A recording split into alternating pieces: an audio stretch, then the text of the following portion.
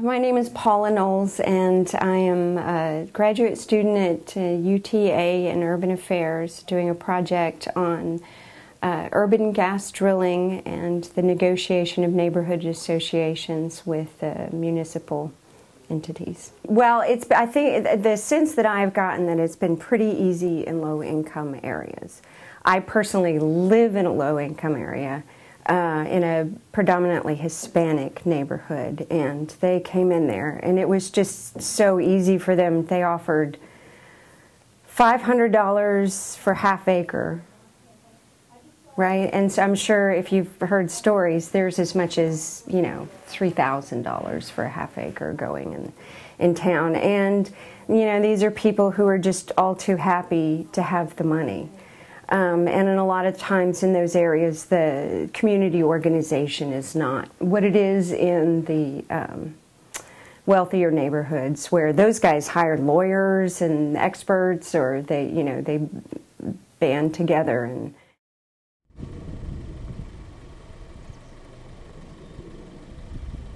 Which I think is a big problem that Pittsburgh needs to look at, because landmen are not under any sort of license or regulation.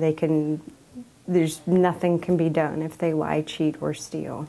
How I got involved was a guy knocked on my door right after we moved in here. I guess it was around September, October maybe. And anyway, I called him back, and he said he was a landman, and he wanted to offer my husband and I a contract to sign a waiver, and we didn't want to miss out because we'd be missing out on a lot of money. So finally he called me like 3 or 4 times and left messages, and I wish I had them. Oh, you don't want to miss out, da-da-da-da-da. So I called him back and I said, okay, tell me what I'm missing out on. Help me understand what's going on. And he said, well, with your place, you'd get $74 to sign the waiver. $74. You know, he kept calling me. I became irritated. I used to do, I was a legal nurse consultant for many years, 13 years. So I knew how to read contracts. I read what he left, and basically if you sign a waiver, they can do whatever they want. They can drill as many times as they want. They can you know, drill up to the back door of your place. You basically give your rights up. But in the end, it's people who don't own property necessarily that have to, and have no say in the process whatsoever, that have to live with the consequences. And I think we don't know enough. We don't know enough about the air quality, water. We don't know enough about the potential dangers of explosions. We have got wells within 300 feet of where people are living or working, or, you know. I guess you came down thinking we were going to have all this billowing smoke and have to wear a gas mask to walk up. And even the TCEQ 4 years ago, one of the inspectors told me that they were inspecting gasoline compressor engines, using infrared and everything to spot it from helicopter, flying real low all over the city. I said, they couldn't find the wells. There was no infrared signal. So what I'm saying is people are shocked. I know when Shachar Baron, who was the producer for Leslie Stahl's for 60 Minutes, went over to the Flower Mound. He was driving around with some people, and he said, well, where are the wells? Well, you know, where? He kept looking at me and said, we just passed from a block back. Right there on the right. So, you know, you hear so much about air pollution and water pollution, and it's non-existent, really, to be very honest about it. They are venting gas out of the top of a frac tank. This is a TCEQ video, infrared, and then the air sample results showed, I mean, there were numerous compounds that were over the even short-term 1 hour limits. Benzene wasn't over the short term, but it was 120 parts per billion. But the reason that I called and complained about this was because as I drove by it, I didn't have the air on in our car and the windows were up, and I could smell the heavy odor of gas. They're not regulated. When they say that they're overly regulated, I wish they would show me what they're talking about, because I can't see it and I can't find it. If you can put a drilling operation 200 feet from someone's home with no diesel filters, to the point where when I did an indoor air sample in our home, we had diesel exhaust in our home. If you can do, that's just crazy. If you can vent like that over the tops of people's houses. That's not overly regulated. They are not overly regulated. This industry needs to be more regulated than it is. Does that mean that I want government in every aspect of my life? No.